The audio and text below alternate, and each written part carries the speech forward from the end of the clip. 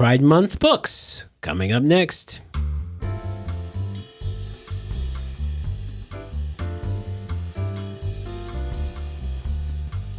Well, hello there, and welcome to another episode of the Middle Country Public Library podcast. I'm Sal DiVincenzo, here in the studio with my fabulous colleagues, Sarah Fate. Hello. Nicole Rambo. Hello.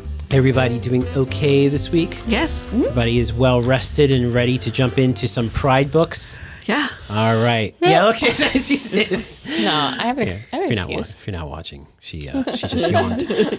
She yawned. Okay. Why don't you go first, Nicole? We'll go in age order. We'll go babies up. Babies up. Okay.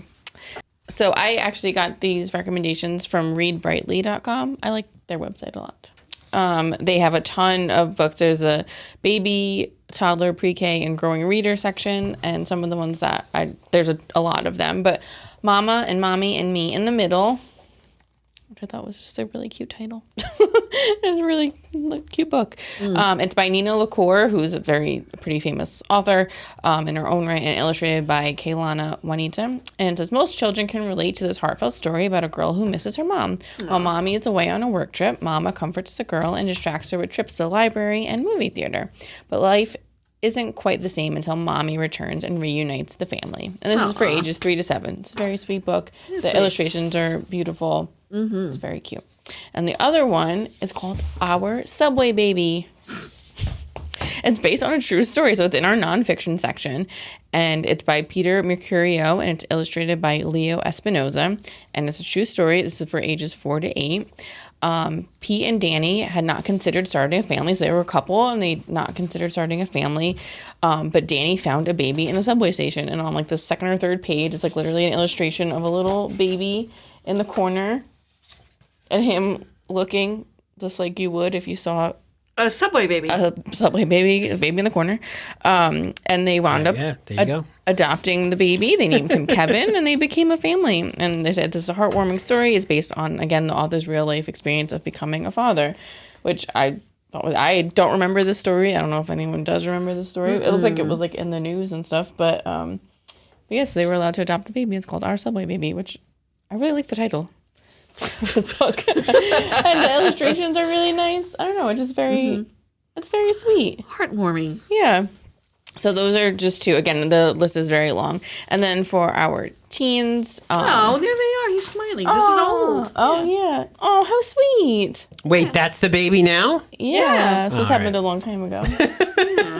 Not a baby anymore. Well, he's only 13, but he's just tall. They became a family in 2012. All right. Oh, that's so nice. I really like that story. This is, like, we do this every year, and you do see the same books kind of No, not in 2012. pop up, over and over again, and they're all great, and you should read them. But this one I hadn't seen before. I hadn't heard this story before, and I just think it's a really nice story. Yeah, that's sweet. Yeah. And then for teens, we have, again, this is from Brightly, and the author who did the recommendations for the children's is Denise Schipani, and this one is Laura Lambert. And she said, we've come a long way from the hubbub over Heather Has Two Mommies. This was a 1989 picture book. I remember that. Yeah, about lesbian moms that became one of the most challenged book of the 1990s. So since then, obviously, we've gotten much more, books, not without its controversies each time, but, we still have come a long way. And now books, especially for teens, are not like, maybe in the beginning, these characters were like side characters. There'd be like a gay or lesbian or bi, like friend, but kind of like off to the side. But now there's so many more books where they are the main character and their stories are the main stories. So again, the list is quite long, really great recommendations. And one of them is called Her Royal Highness, and it's by Rachel Hawkins. So Millie Quinn has had enough of Texas, or perhaps more specifically, she had enough of her sort of girlfriend making out with someone else. So it's like a little rom-com. So understandably, Millie jumps at the chance to attend an elite Scottish boarding school where she's assigned a room with Flora, who's a princess. The two begrudgingly get to know each other. They realize their first impressions were mistaken, and Millie starts to wonder if there might be a happily ever after in her future after all. Nice little enemies to lovers Why, it's up my alley. Right up your alley, over to the side. There's a little cafe there. You sit down, and there's Nicole. Yes. And then the next one is called Every Day by David Levithan, who's another really popular author. And this sounds really interesting. A is a teen who wakes up every day in a different body, living a different life. And this seems to work for A until he meets Rhiannon and everything changes. David's novel is so creative and accurately depicts what it feels like when you don't know where you belong and how grounding it can be to find the people who make you feel like you're home. So I think this is for any teen or any person that does feeling a little bit awkward or not sure where they fit in. It sounds like a really great book. And again, he's a very famous author. So, and then finally, History is All You Left Me with Adam Silvera, written by Adam Silvera, another very popular author, especially in this genre. This is a heartbreaker on love and loss. That will give readers all the feels. The main character is Griffin, has lost his ex-boyfriend Theo in a terrible accident and is piecing his life together in the aftermath, on top of his OCD. Silvera has crafted a nuanced gay love story, and they quote his Entertainment Weekly interview. I wanted to show, he says, Silvera says, I wanted to just show that bisexuals exist. If Theo's not 100% sure, that's also important. He's at the age where he's figuring out his sexuality, and he's just currently identifying as bisexual. Maybe at 20, if he'd been around to be alive, he would have identified as just gay. So just interesting. Again, maybe for kids who aren't quite sure, kind of figuring it out. Very interesting. I thought these were all interesting. And again, just a couple amongst a lot of recommendations, and we have them at the library. This the first one is on an e-audio, or you can interloan it, and the other two we do have in the library. Okay. Just some. Cool. Yeah. Thank you, Nicole. Sarah. Okay, so these are some recommended books by people. So Which people? general people. The general. Yeah. The general? General people. General So, people of the army of people. Yes. So this author is actually really popular. His name is T.J. Klune. I mean, his books are always out, and they kind of feel good books. This is Under the Whispering Door, and it says his death was their beginning. I thought you said feel good. It's a feel good. When you die, it feels good. A New York Times, USA Today, and indie bestseller.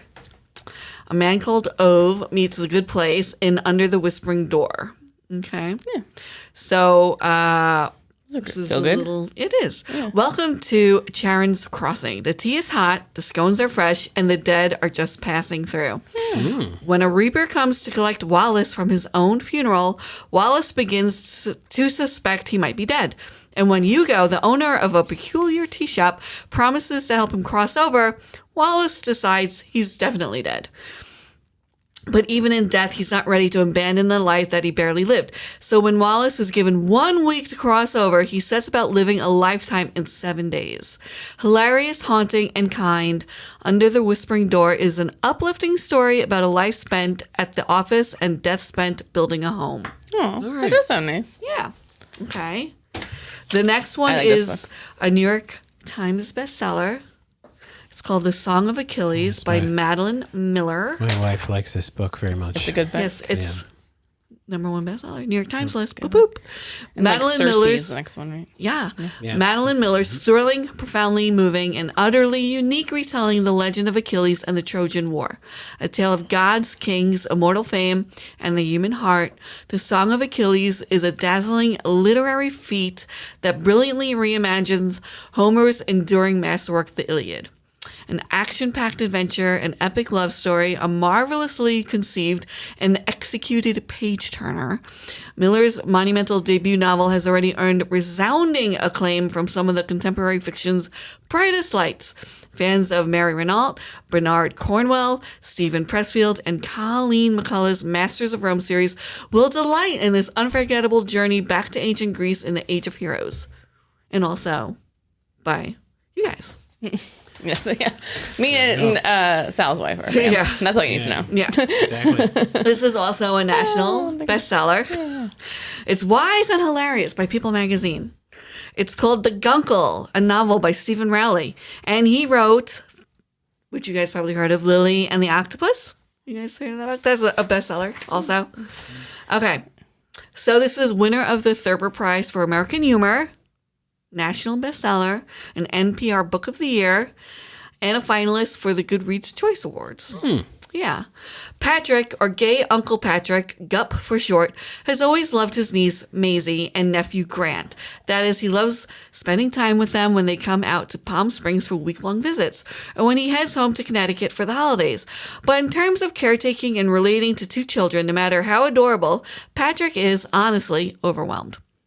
So when tragedy strikes and Maisie and Grant lose their mother and Patrick's brother has a health crisis of his own, Patrick finds himself suddenly taking on the role of primary guardian. Despite having a set of Guncle rules ready to go, Patrick has no idea what to expect. Having spent years barely holding on after the loss of his great love, a somewhat stalled acting career, and a lifestyle not so suited to a 6- and 9-year-old, quickly realizing that parenting, even if temporary, isn't solved with treats and jokes. Patrick's eyes are open to a new sense of responsibility and the realization that sometimes even being larger than life means you're unfailingly human. With the humor and heart we've come to expect from best-selling author Stephen Rowley, The Guncle is a moving tribute to the power of love, patience, and family in even the most trying of times. That sounds good. So it's funny. And I moving. heard only good things about that. Yeah. Guncle. So this has a bunch of awards. It's called Last Night at the Telegraph Club. You might have heard of it. Yeah. It's a New York Times bestseller. It's a National Book Award winner. And all these. Look, this is real. Okay. So, according to Miss Magazine, it's the queer romance we've been waiting for. However, I just hope people who are not in the rainbow will read these books because they're for everybody. Mm-hmm. Okay. 17-year-old Lily Hugh can't remember exactly when the feeling took root. That desire to look, to move closer, to touch. Whenever it started growing, it definitely bloomed the moment she and Kathleen Miller walked under the flashing neon sign of a lesbian bar called the Telegraph Club. Suddenly, everything seemed possible. But America in 1954 is not a safe place for two girls to fall in love, especially not in Chinatown. Red Scare paranoia threatens everyone, including Chinese Americans like Lily. With deportation looming over her father despite his hard-won citizenship, Lily and Kath risk everything to let their love see the light of day. Sounds like a timely book. And of course, I had to throw in a horror. Yeah, I was going to say that one looks like horror. Yeah. It's a USA Today bestseller. It's called Camp Damascus. It's written by Chuck Tingle. Oh, yeah, I've heard of him. Yeah. He's a famous author. Okay, so it's an instant USA Today and indie bestseller. It's the best book of 2023 and a best horror book of 2023. Yeah, a Bram Stoker Award nominee, which is, for horror. Okay. So, Camp Damascus is a searing and earnest horror debut about the demons the queer community faces in America, the price of keeping secrets, and finding the courage to burn it all down. Welcome to Neverton, Montana, home to a God-fearing community with a heart of gold. Nestled high up the mountains is Camp Damascus, the self-proclaimed most effective gay conversion camp in the country. Here, a life free from sin awaits, but the secret behind that success is anything but holy. And they'll scare you straight to hell. Scare you straight. That's funny. Yeah. Okay. So we're almost done, guys. 2 more books. So the next one is called The Prophets by Robert Jones Jr. It's a National Book Award finalist and a New York Times bestseller. So it's a lyrical and rebellious love story. Okay. Lyrical. Yeah. National Book Foundation. Okay. So this is from the publisher. Isaiah was Samuel's and Samuel was Isaiah's. That was the way it was since the beginning and the way it was to be until the end. In the barn, they tended to the animals, but also to each other, transforming the hollowed-out shed into a place of human refuge, a source of intimacy and hope in a world ruled by vicious masters. But when an older man, a fellow slave, seeks to gain favor by preaching the master's gospel on the plantation, the enslaved begin to turn on their own. Isaiah and Samuel's love, which was once so simple, is seen as sinful and a clear danger to the plantation's harmony. With a lyricism reminiscent of Toni Morrison, Robert Jones Jr. fiercely summons the voices of slaver and enslaved alike, from Isaiah and Samuel to the calculating slave master to the long line of women that surrounded them, women who have carried the soul of the plantation on their shoulders. As tensions build and the weight of centuries of ancestors and future generations to come culminates in a climactic reckoning. The prophets masterfully reveals the pain and suffering of inheritance, but is also shot through with hope, beauty, and truth, portraying the enormous heroic power of love. That description sounded lyrical. Yeah. Yep. So the last one is called The Emperor of Gladness, a novel by Ocean Vuong. The Emperor. Very Long Island of you. Yeah, I know. It came out of my mouth. I was like, ugh. The Emperor of Gladness. Yeah. It's in Oprah's book club 2025. It's an instant. They're all instant New York Times bestsellers. But Good for them. this is a big-hearted novel about chosen family, unexpected friendship, and the stories we tell ourselves in order to survive. What does that mean, instant New York Times bestseller? Like as soon as it's published, it's a New York Times bestseller. Oh, you pay for that then? The publisher pays for that to get instantly No. number one? Oof. I think so. That's kind of weird, isn't it? Don't you think it's strange? No, it means the hype is big hyped up before it came out. Well, this person is very famous, Yeah. so I think Okay. it's like So it's Stephen King. Like, it's I see what you're saying. Yeah. All right. Okay. Yeah. Hyped I'm up, sorry. pre-orders, all that stuff. And I'm then sorry. All the publishers can email Sal. Not a conspiracy. Even though they do say you can order like big giant boxes Yes, of books. of books. if and you're an like, author and then I'm say, sure. oh, look at that. Oh, I'm sure. But they do the little symbol next to it, so you know if that's the case. All right. Oh, really? This is what, fraud? Fraud. It's like, It's like self-promotion. like New York Times when they publish it, they'll have like a little symbol next to it. It means like big cases. Oh. I don't know. Maybe Okay. I'm wrong. This book was bought in a box. Yeah. Okay. The hardest thing in the world is to live only once.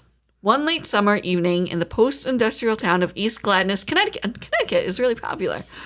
A 19-year-old H-A-I, stands on the edge of a bridge in pelting rain, ready to jump, when he hears someone shout across the river. The voice belongs to Grazina, an elderly widow succumbing to dementia, who convinces him to take another path. Bereft and out of options, he quickly becomes her caretaker. Over the course of the year, the unlikely pair develops a life-altering bond, one built on empathy, spiritual reckoning, and heartbreak. The power to transform High's relationship to himself, his family, and a community on the brink. Following the cycles of history, memory, and time, the Emperor of Gladness shows the profound ways in which love, labor, and loneliness form the bedrock of American life. At its heart is a brave epic about what it means to exist on the fringes of society and to reckon with the wounds that haunt our collective soul. Hallmarks of Ocean Vuong's writing: formal innovation, syntactic dexterity, and the ability to twin grit with grace through tenderness are on full display in this story of loss, hope, and how far we would go to possess one of life's most fleeting mercies, a second chance. That's a mouthful right there. You nailed it. You got it. You got that one. For all of my horrible pronunciations, I was able to, All deliver right. that. Very good. And obviously, we also have these books here at the library. Yes. These instant bestsellers. Instant bestsellers, that books in a box. That if you're an author, you're like, I'm a best-selling author. And then he's like, moving the curtain that has all the boxes in the back of the It's my room. house full of books. House full of books, yeah. All right. Well, thank you, Sarah. Welcome. And so check those out here at the library.